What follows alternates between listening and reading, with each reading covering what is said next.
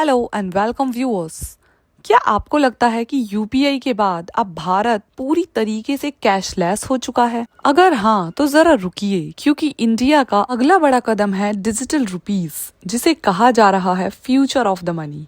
Digital rupee यानी ई रुपी ये कोई क्रिप्टो नहीं है, कोई प्राइवेट कॉइन नहीं है, बल्कि ये आरबीआई द्वारा जारी किया गया एक ऑफिशियल डिजिटल करेंसी है। मतलब वही पैसा जो आज नोट के रूप में यूज हो रहा है, अब वो डिजिटल फॉर्म में भी यूज होगा।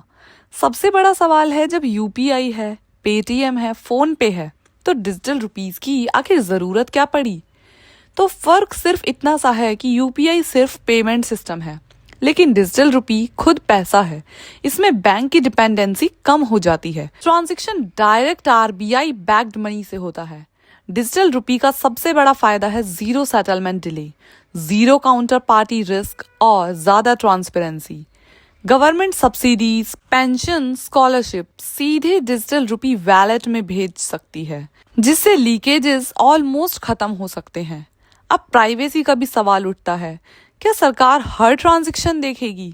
आरबीआई का कहना है कि डिजिटल रुपीस में कंट्रोल्ड एनोनिमिटी होगी, यानी कि स्मॉल ट्रांजैक्शंस प्राइवेट रहेंगे, लेकिन इलीगल एक्टिविटीज पर भी अच्छे से नजर रखी जाएगी। डिजिटल रुपीस का एक इम्पॉर्टेंट ऑब्जेक्टिव है गवर्नमेंट्स की वेलफेयर डिलीवरी सिस्टम को स्ट्रेंथन करना। डायरेक्ट बेनिफिट ट्रांसफर जैसे स्कीम्स में हर तरीके से जो जनता है उनको बेनिफिट पहुंचाना। डिलेज और करप्शन के चांसेस को सिग्निफिकेंटली रिड्यूस करना।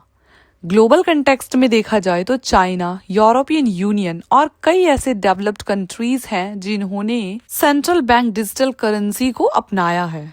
ऐसे में डिजिटल रुपी इंडिया को ग्लोबल डिजिटल फाइनेंशियल इकोसिस्टम में कॉम्पिटिटिव बनाए रखने में मदद करेगा और क्रॉस बॉर्डर पेमेंट्स के फ्यूचर को भी रीशेप करेगा। हालांकि डिजिटल रुपी को इंडियन सेंट्रल बैंक ने यानी कि रिजर्व बैंक ऑफ इंडिया ने एक पायलट प्रोजेक्ट की तरह 2022 के एंड में लॉन्च किया था।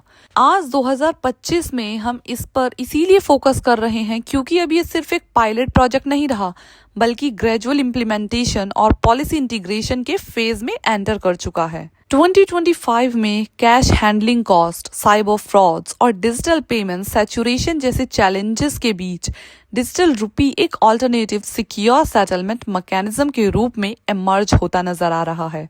इसीलिए ये टॉपिक सिर्फ टेक्नोलॉजी से रिलेटेड नहीं, बल्कि गवर्नेंस, इकोनॉमी और फ्यूचर मॉनेटरी सिस्टम से डायरेक्टली लिंक्ड है। बाकी आपकी क्या राय है इस टॉपिक पर, कमेंट बॉक्स में जरूर मेंशन करें और एक डिजिटल जागरूक नागरिक होने का